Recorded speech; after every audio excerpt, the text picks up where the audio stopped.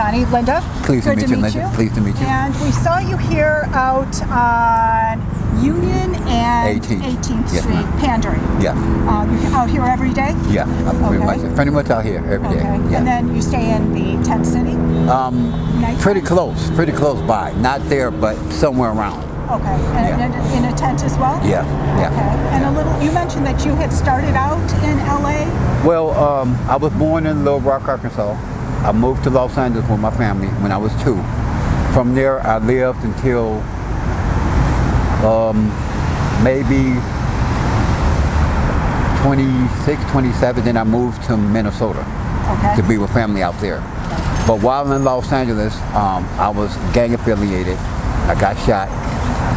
There was a lot of drug, violence, gang activity there, and I got caught up in it because I was young. I didn't have anybody really to focus on or look up to, because my dad one day, he left my family when I was real young. Okay. Yeah, I'm the oldest of the family. Out of 6 people, I'm the oldest.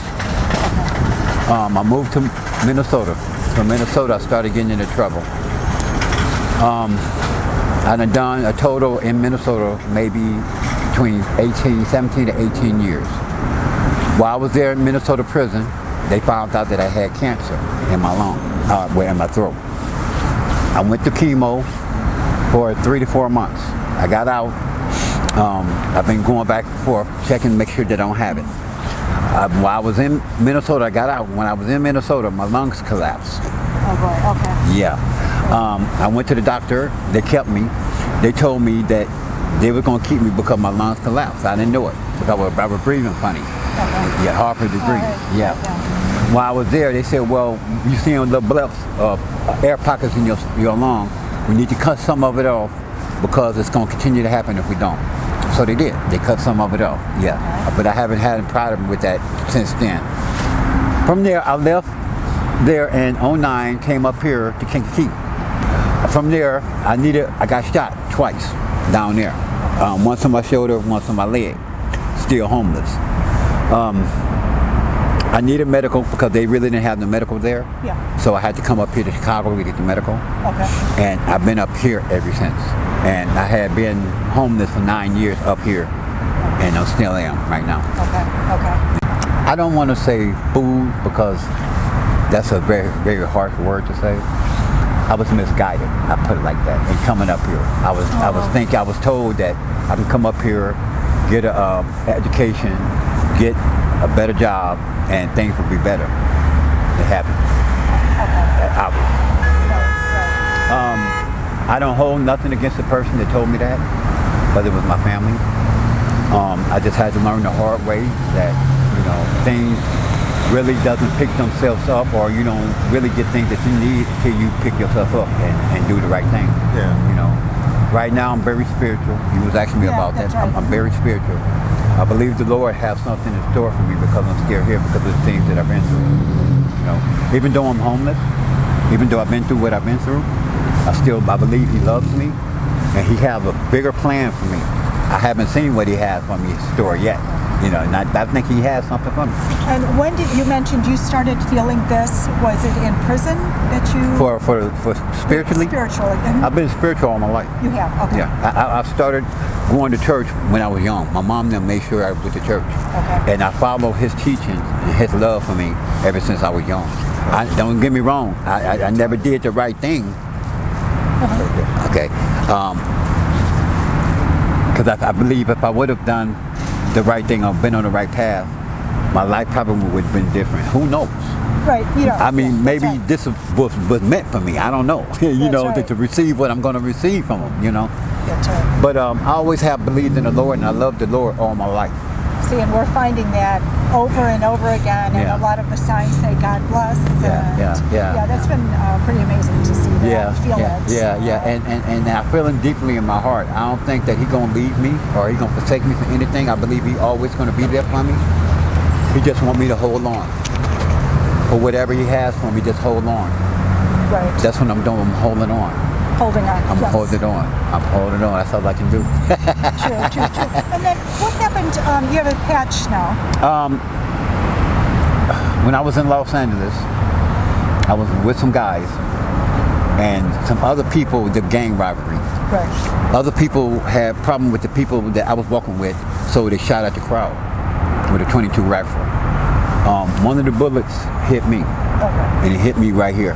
Well, it hit me over here, traveled over, hit me, and it stopped right there. They took the bullet out. This been like maybe 20, 25 years ago, and the lead fragments of the bullet is still up under my eye. Oh, okay. And it started damaging my eye. Okay. Yeah, so right now, they're in the process of reconstructing all of this. Okay. Yeah, I can still see, but I have blurred vision. But they're gonna have to reconstruct everything. Okay. Yeah, so that's in the process. So you're getting help with that. That's good. Yeah, I'm getting help with everything. You've seen the gang activity.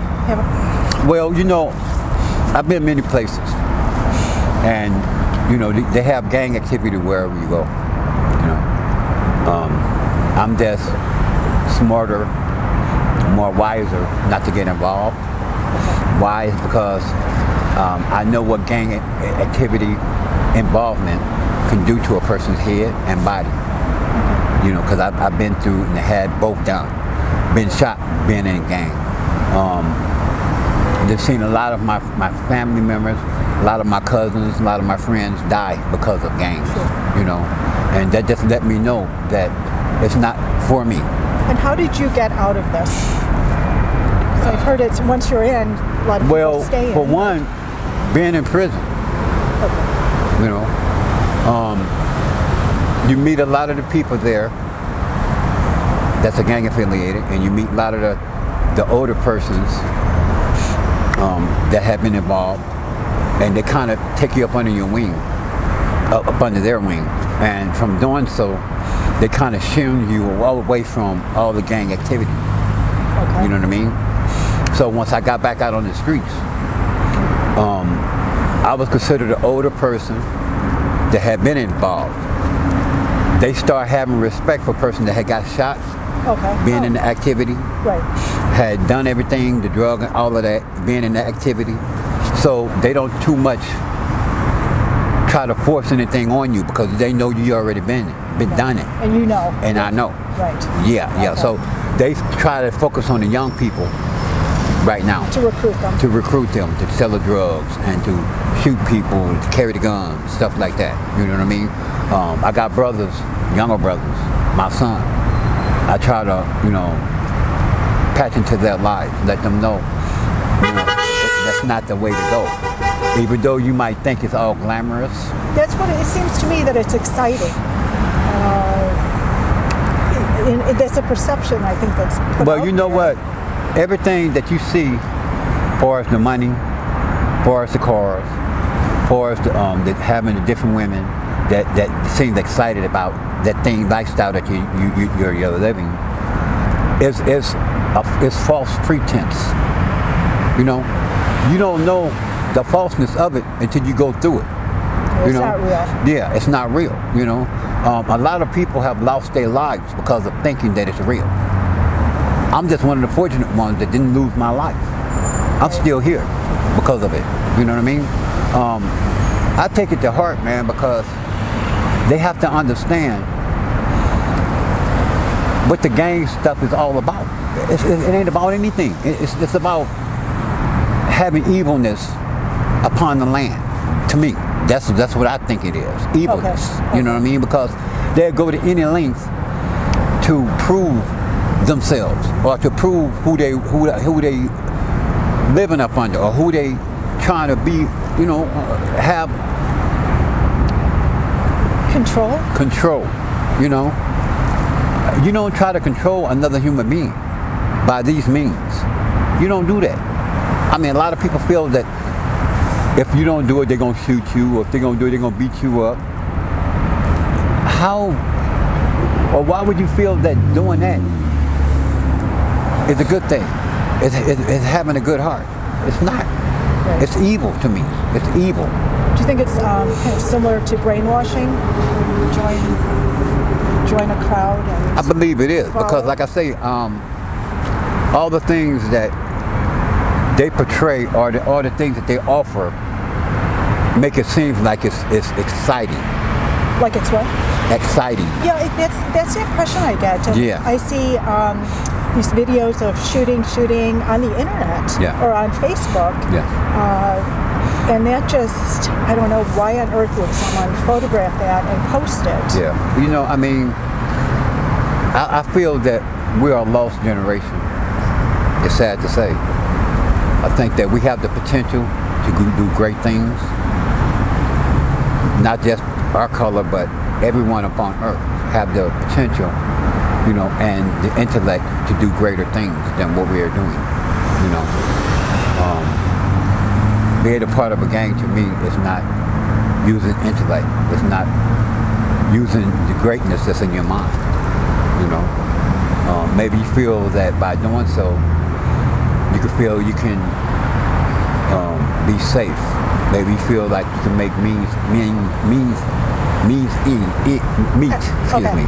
You can make a meat because you can be able to sell drugs or do whatever you need to do to make a nickel, a dime, or whatever. You know what I mean? I just don't think that we're using the common sense that we have. And can you see, I know this is just an offhanded question, can you see a way to get out of this big mess that we're in? Pray, right. Believe in the Lord, True. God, True. you know, True. because He has all power. He can change anything.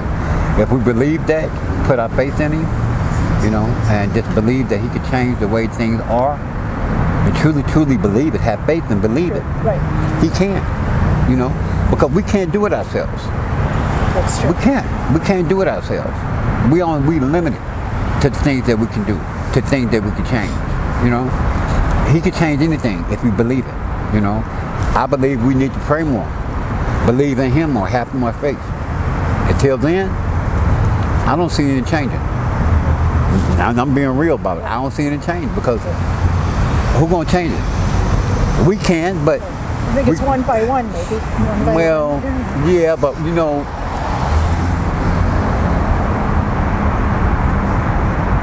one voice, one person with one voice can stand and be heard, but many voices can stand and be heard.